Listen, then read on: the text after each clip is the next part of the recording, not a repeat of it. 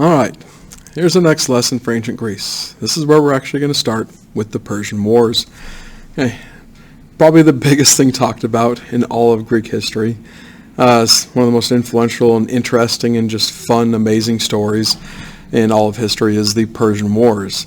Just this, again, remember, the main theme of this entire ancient Greek unit that I'm going through is just this concept of the underdog mentality and just the need to have that. This is where we see a lot of the underdog stuff come from. Have these Greek city-states that, yes, have been fighting amongst themselves a little bit here and there, but all of a sudden something happens and they're facing down like the titan of their time, the ancient world superpower, arguably the first ancient world superpower, although you could call the Assyrians that too, but I'm not going to do that right now. Like the Persians, they're really, you could say, like the first ancient world superpower, and the Greeks decide to take them on, which seemed at the time just, you can't do that. They're too big. They're too powerful. So, in talking about the Persian Wars, though, we need to talk about Persia. Like, this probably should be its own unit. Again, because of time, I don't. But the Persians, they have a huge influence on the ancient world and ancient world history, on just the makeup of how things work and politics and the way governments are run, all the way to this day. They have a huge impact on things, and I'm kind of skipping by them, but I am going to take the moment right now and just give you the brief history, a very brief history of the Persians and just how they come about and just dominate. And notice, as we go over this, well, they're underdogs too. They begin as underdogs as well. So, there we go, basically. This starts, golly, it'd probably be better if I had different maps up here. But this actually starts with that empire that I said a little bit earlier, the Assyrian Empire. And actually the story of the Persians starts with them. Now the Assyrians, please look at this map. And as I circle this a bit, this whole area right there, basically Mesopotamia, the Fertile Crescent, and Egypt, is under the control of the Assyrian Empire. Like we're talking about like 700 BC here. And no one likes the Assyrians. They're pretty brutal. But every rebellion against them has failed miserably until finally you get kind of like this epic alliance, I guess you could say. The major people, a lot of people from Mesopotamia, led by Babylon, team up with Egypt and all the people that can get there, and then everybody else they can grab to just go against the Assyrians. They also get some new guys. A kingdom called Media that's been outside of the Assyrian Empire, thinking, okay, this might be what tips the scales in our favor. We might be able to beat the Assyrians if we have these Medians. Notice where it says Media there on the map. And as they talk with the Medians, and they get this like kind of triple alliance going between Babylon, Egypt, and Media, the Medes then say, you know what? We actually know of a bit of an ace in the hole. There's this group of people, a bunch of goat herders, illiterate, just uneducated, like they're just backwater type of people called the Persians down in the southern area of our realm, or at least outside of our realm. They come from the Zagreb Mountains. These guys are excellent horse archers. These are guys, their shepherds stand up to lions and stuff like that, take them down with slingshots, whole David and Goliath type stuff. Like these Persians just seem amazing. We could think we can convince them to join us, then we'd have our ace in the hole against the Assyrians. The Assyrians probably wouldn't be able to know how to deal with these shock troops. Essentially these slingers and these archers on horses that can just do a lot of damage. The whole idea is we need to convince them. So when they go down and they're like, hey, you guys should join us, we're going to overthrow the Assyrians. And the Persians, they're not anywhere close to the Assyrians, are like, why do we care? We're just herding our goats. We don't want to do anything. And the Medians kind of convince them over by saying, well, if we don't take the Assyrians out now, they keep expanding, and at some point, they're going to come after you. With that argument, the Persians basically say, okay, but you got to promise that if we help you out, you leave us alone. You will leave us alone. And basically the Triple Alliance agrees and says, yeah, of course we'll leave you alone. Just come help us out and the world will be a better place. So, just long story short, they go to war against the Assyrians, this Triple Alliance with these Persian shock troops, and they beat the Assyrians. By the way, the Assyrians were just this unbeatable army up to this point, this ultra powerful, and then kaboom, they're down. They're dead. Their two major cities of Assur and Nineveh just completely destroyed. And out of the ashes rises three new empires, of course, from the Triple Alliance I was talking about. Egypt comes back as a major power. This is in the 600s BC we're talking about. Babylon under a leader named Nebuchadnezzar, if you know that name. I hope you've heard that name at least a few times up to this point. And not in this class, I'm sorry, but it's just one of those famous names that we talk about. Hanging Gardens of Babylon, Nebuchadnezzar is the one that builds that, if you haven't heard that before. But Nebuchadnezzar is the new leader of Babylon. And then you have the Median Empire. So all three are kind of very equal in power with each other. And you think they'd play nice, but they don't. Of course, they don't defeat the Assyrians because we want more of a free world where we have more independence. No, we wanted to have the next great empire. So immediately you kind of have this major war between Babylon and Egypt, where Babylon conquers Egypt. And then it's looking like Media and Babylon are about to face each other down. Media actually conquers a nearby empire called Lydia, or either it gets in league with them, like alliances with them, or conquers them. I believe they conquered them. I'll have to look that up again. But it looks like you're going to have this epic showdown between the Babylonians and the Medians.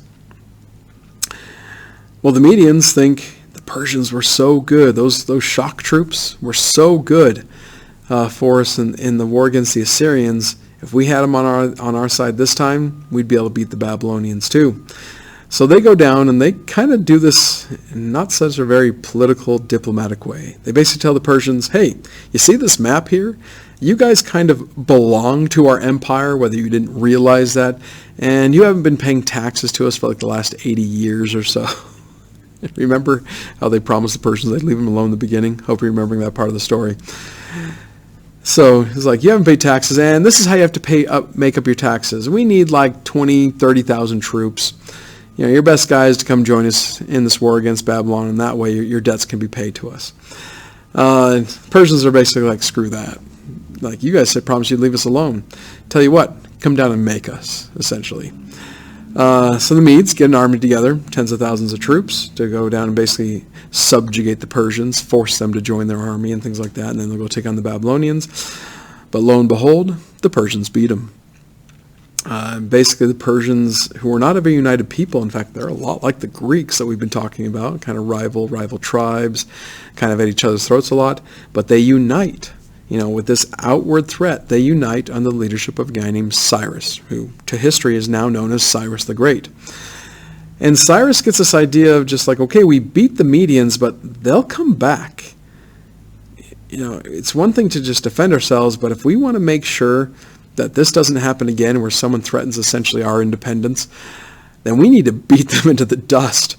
So he doesn't just beat the Medians, he conquers them. He does not give them any chance to essentially reorganize, and he conquers the Medians. And in fact, a lot of times the Persian army a lot of times is referred to as the Medes because, well, the Persians conquer the Medes, incorporate their large empire into theirs, now new Persian empire.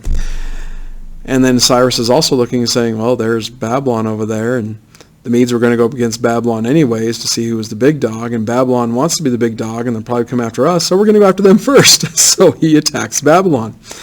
There's a whole story that goes along with this. I'm not going to tell it now. A lot of times I like to talk about it in class. You get into some of the biblical stories of like Daniel the prophet and writing on the wall and stuff like that. Whether you believe it or not, they're just fun. They can be fun stories. But basically, Cyrus conquers Babylon, the unconquerable city. He conquers it, and he's able to conquer the entire empire. He dies before he's able to get to Egypt, but his son actually conquers Egypt. I can't remember if he's the one that conquers Lydia, which is, I know it doesn't say Lydia on the map, but Phrygia is basically Lydia. But essentially, under Cyrus and then his son Cambyses, the Persians just have this incredibly large empire. And they don't really feel like going much further than this because to them they've conquered the known world. They actually look at the Greeks and think of the Greeks as just, you're a bunch of backwards people, you're not even worth conquering, just you stay over there. You won't even help us out much. Just a bunch of dorks. So you kind of have this tentative peace. But the main thing I need to point out, though, is if you're looking at this map, oh God, I'm about to point on the screen. If you look at this map, this area right here, they take over the Aegean world, at least part of the Aegean world. Those are Greek city-states. These are colonies. A lot of these areas are colonies of mother cities like Athens and Eretria and Thebes and whatnot that have now been taken over and are inside the sphere of influence, or just inside the empire of the Persians. They're not happy about it. I hope one of the things I've been able to basically talk about a lot at this point, and hopefully you've understood, is the Greeks massively, incredibly independent. No one rules over me type thing. And just think about this. Yes, like from an American point of view, we have that same thought process, and we look at the Greeks and say, you were awesome, you had every right to say that. Even though the Persians are actually quite tolerant, they allowed them to worship the way they wanted to worship. The only thing, they didn't even intrude into the Greeks' lives in any way, shape, or form, except for you needed to pay a little bit of taxes to upkeep the army and upkeep the roads. But just the idea that they were ruled over, or could be ruled over by someone else, that did not sit well with the Greeks, nor does that sit well with Americans. Like, we love looking back and saying, like, yes, go Greece, just like us. We want to be like you, this type thing. Stand up to the big boy. So, the Persian War starts when we get to a guy named Darius. So, Darius is the king of Persia. By the way, there's this whole story about how Darius comes to power. He's actually not related to Cyrus, directly. But anyways, he is not arguably, he is the most powerful person in the world at this time. He's ruling the Persian Empire, and something happens to where the Greeks just tick him off. That starts the Persian Wars.